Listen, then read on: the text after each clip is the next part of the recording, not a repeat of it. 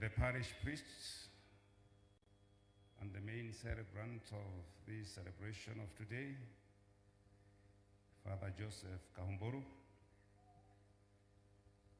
Reverend Father Boro Muigai, Reverend Father Kariuki, and Reverend Deacon Kamau, sisters. Machoni pa adui zangu, umenipaka mafuta kichwani. Boko. Kiboko. Kuna anasema nguu hapa. Sasa hiyo kiboko huko kunazo huko Nyahururu. Siku moja nikirudi nyumbani na kuambia vile uwezi chenga kifo. Nikaona kiboko akona pia na mtoto wake. Ilikuwa jioni hivi kuna kagiza. Nikafikiria niifuate. Angalau nione vizuri na nipige picha. Lakini sikuweza. Pale mwisho ikiingia kwa mto hapo tu Nyahururu, zikiingia nikasimama kidogo, nikaona zimeenda. Nikasikia sauti. Ile sauti nilisikia ni ya mtoto akilia hapo Nyahururu. Nikasema hapana, hiyo sio kiboko. Hiyo hata sio mtoto wa kiboko. Sasa mimi nikatoka kuchukua mtoto. Kuangalia mtoto nikaona ako hai, ni kuachwa amewachwa pale. Nikaenda na yeye. Sasa nikienda na yeye na mimi ni father, unaona hapo ni ngumu kidogo. Na ni usiku, lakini tulingengana nikaona nienda polisi, nienda wapi, polisi ananiambia akaya wapi huyu mtoto, hivyo. Rafiki yangu mwingine ananipigia simu. Mtoto wangu amekufa. Tuko hapa Nairobi Hospital. Miaka ngapi? Mdogo kama huyu. Nikashidwa. Huyu na viboko wanapita hapa, ako hai. Kule Nairobi Hospital na madaktari na dawa ziko, na amefanya nini? Kwa hivyo kuondoka hapa duniani ni mapenzi yake Mwenyezi, akiwemo viboko watakupita. Akiamua twende, madaktari wote wamesimama hapo.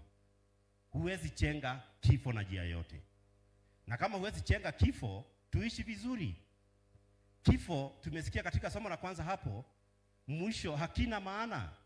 Ni njia moja ya kuondoka na kuendelea kwa Mungu, Mwenyezi Mungu.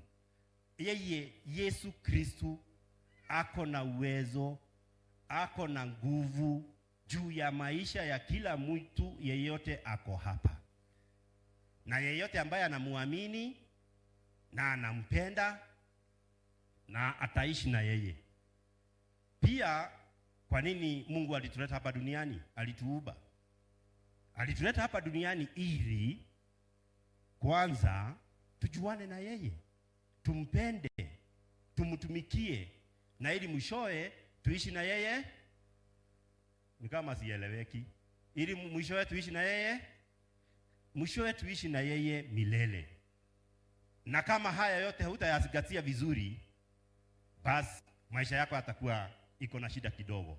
Umejuana na Mwenyezi Mungu, umempenda, umemtumikia. Na kujuana na hayo yote, rafiki yetu, mama yetu, shosho yetu, kiongozi wetu, tunakuja kusema ni asante kwa sababu nimemuona akipeana hapa kanisani, ikiwa ni njia moja ya kutumikia Mungu, vitanda hospitalini. Hapa tukiwa na hospitali hapa kwa hii parishi yetu. Na nilikuwemo. Hiyo sio ni kutumikia Mwenyezi Mungu? Tuko pamoja? Ametumikia Mungu. Hawezi kuja kanisani na kupeana hizo vitanda kama hawamjuani na yeye. Swali langu na lako ni hili. Wewe unamtumikia Mwenyezi Mungu kwa wengine? Na kwa Injili tumesikia nilikuwa na kiu, nilikuwa na njaa.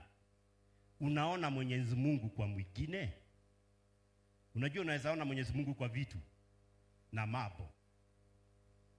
Kwa hao wadogo uone Mungu pale na umtumikie kwa hao.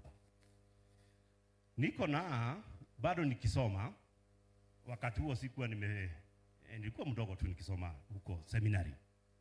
Tukiwa na rafiki yangu huko Nyeri. Akaniambia mid-term.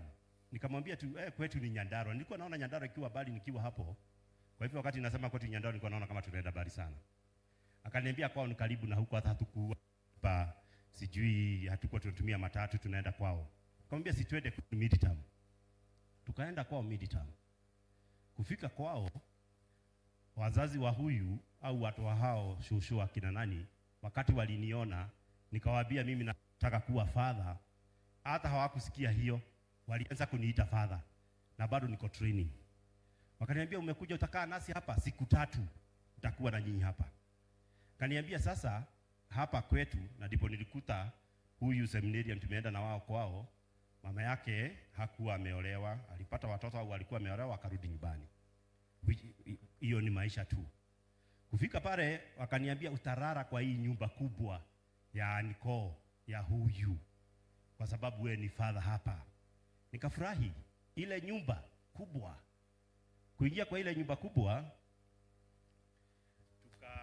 nikiwa huko kwa hiyo nyumba, huyu mwenye hii nyumba alikuwa daktari mahali fulani. Akaja usiku na gari kubwa, akauliza kwani kwangu kuna wageni na sijui. Kaambiwa mafadha wamekuja kutoka Nyandarua, wako hapa.